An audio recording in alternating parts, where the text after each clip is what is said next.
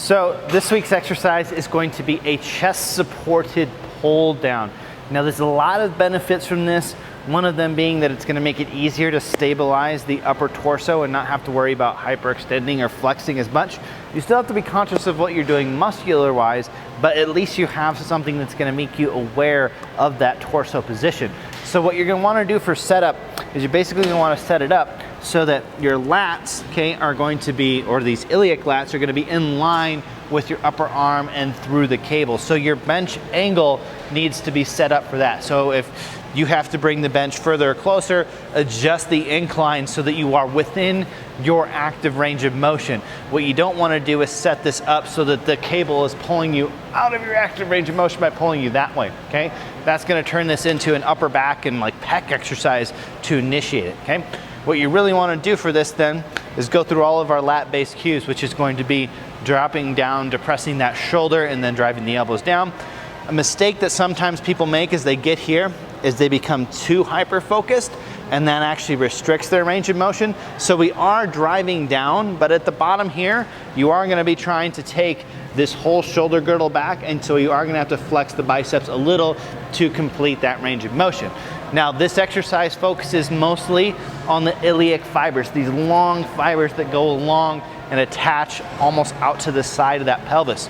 So our goal is not necessarily to get to a retracted base position. Our goal is really focusing on driving that elbow down the entire time. In terms of the width setup here, you're going to want to make sure that it matches your arm path. So when you go through your active range of motion and you start actually coming through this path here, it needs to be wide enough so that as Adam gets down towards the bottom, he's not actually running into his body. If this handle is too narrow, what actually happens if Adam comes in, okay, and sets up there, if I were to make this too narrow, okay, and he goes through, all right, and go ahead and pull down, what you're gonna see is he's gonna wanna do one of two things. He's either gonna wanna do like a pull apart, which is gonna turn it into an upper back exercise, or if you come out, come up, okay, and now really try and keep your elbows in line with that, he's gonna run into his own body and it's gonna shorten his range of motion. So either he has to do less lat, range of motion, or he has to switch to an upper back exercise because the handles won't match. So relax. If you set it up too wide,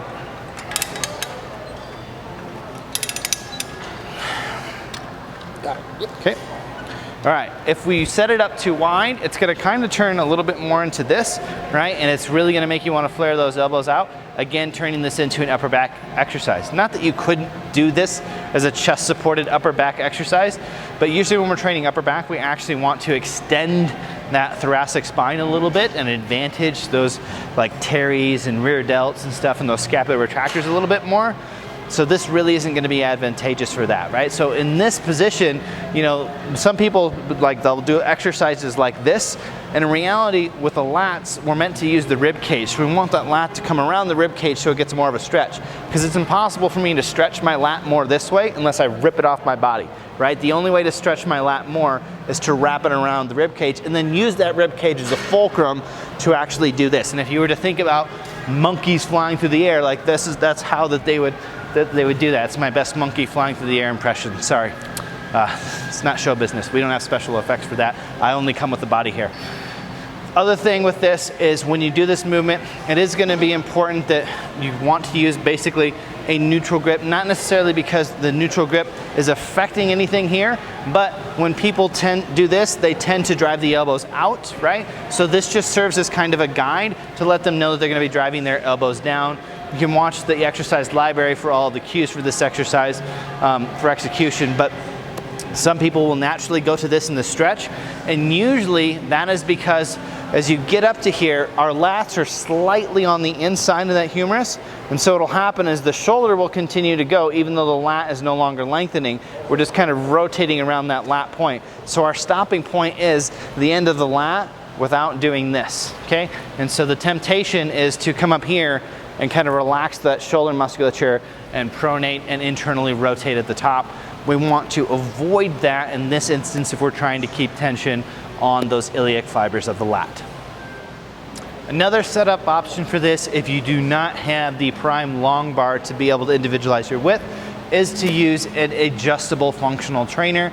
If you have a functional trainer where the width is not adjustable, it's still probably going to be better than a fixed handle that doesn't work. So being able to go a little wide to a little bit narrow is going to be better than having a fixed handle that doesn't allow you to get to either the fully shortened or the fully stretched position. So again, if Adam acts like he's going through his active range of motion, right? So he's elevating those shoulders and pushing them forward. What we want is as close as we can get the setup so that this cable, his arm, and his iliac lats are all in line in that position, and then he's going to go through those same cues.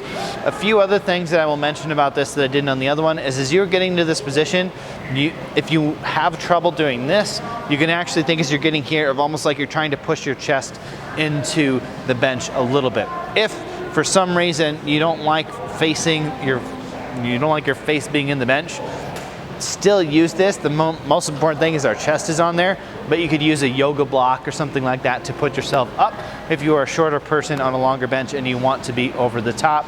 Note that you will need to change your setup. So with this, the same as over there, we can adjust the incline or we can adjust where the bench is on the floor, but we also then have the option of being able to adjust the height of the pulley, which gives us a little bit more like room to completely stabilize that.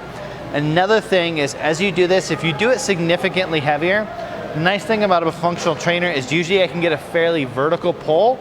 Sometimes, depending on the setup that you have, if this is very low for the pull down that you're using, is that the bench will have to be very far back, and so there will be a lot of pull this way, and it'll make the bench want to slide on the floor if you're doing really heavy weight. And then you may need to put some plates or some dumbbells or something on here, or have your training partner come in and actually support the bench so that the bench does not drag. But if you have a high enough pulley, that tends not to be the issue. Okay, go ahead. From a programming perspective, like this is an iliac-based lat exercise. You could, if you wanted to, work other divisions of the lat with the chest support. The problem is this becomes more of a row as it tends to want to slide that. So it really depends on how stable of a bench you have and whether or not you're able to work some of those other divisions of the lat with a chest support in this fashion. A lot of times if I have a dedicated chest supported row machine, that's what I will use for the thoracic or the lumbar divisions of the lat, where it's a little bit more of a row or high row position. But for a pull down type motion, this is definitely one of my favorites, especially for working that short position because I have all of the stability. So it's really easy to get down in there and just focus on driving that and not have to worry about torso position or shift or any of that. Okay. The other thing is it can help people that have a tendency as they get to the top to want to do weird things with their torso and switch over to their upper back. So this makes isolating the lats very easy. And so being able to apply this, especially working in that short position, can be very good for learning to fully contract the lateral or the iliac division of the lat fibers. The one downside of this is just the complication of the setup at super heavy loads. So not only can the bench move, is sometimes the fight can just be getting all of the load back to the bench. Obviously there's not much there, but when you develop some really good strong lats, you will still love this exercise, but getting it to this seated position can just be a struggle. That's where having a training partner can be, very, very valuable. Otherwise, you just have to struggle with it, right? So what I will tend to do is I will come here and as I will try and just get a leg over and use that leg to kind of lever myself down when it's a really heavy load, okay? And doing my best not to upset the bench. So you may have to just stack a bunch of crap on the bench.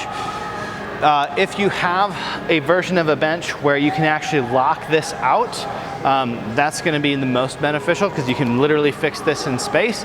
Or if you use this and you put it up against a traditional pull down you saw earlier, what we did is we actually shoved this bench right up to that pull down seat so that the pull down seat is actually fixing this in place. Because that's the biggest obstacle of this is as you get heavy is getting into position and then making sure the bench doesn't move. Otherwise, from a programming perspective, this is going to be best supersetted with another division of the lat, so like another row position. If you are trying to do a superset for lats, if we are looking at any other sort of upper body stuff or whatever, it really doesn't require any more or less scapular stability or upper back stability, but what it does require is less trunk stability. So if I'm doing a pull session, I'm perfectly fine supersetting this with an RDL, right? But a non-chest supported version of a pull down, I may be working those erectors a little bit more and some of that spinal stabilization a little bit more, and it's not as good of a combination exercise. So being able to have the chest support allows me to integrate this in more places in a pulling session. In terms of like what type of stimulus you can get out of this, it's a very isolated exercise, so you're gonna get a lot of bias towards those iliac fibers. So from a systemic phase, if I was doing this, I would likely incorporate some sort of row, either in a different session throughout the week or in superset with that workout or at a different portion. I would incorporate that to hit the whole lats, because you're not going to get a lot of the upper lats in this exercise because it is so isolated to that. So that's both the blessing and the curse, depending on the training stimulus that you are incorporating it in.